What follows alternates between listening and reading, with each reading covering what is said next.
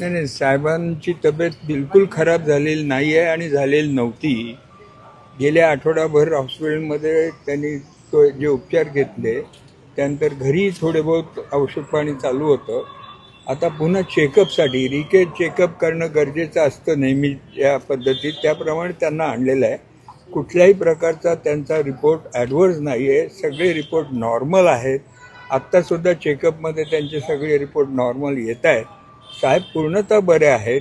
कुठल्याही प्रकारचा त्यांना अडचण किंवा प्रॉब्लेम शारीरिक नाही आहे.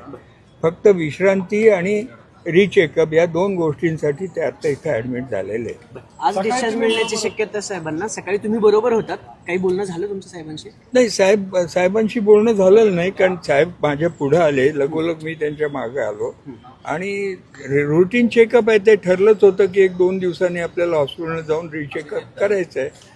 त्यातला तो भाग आहे.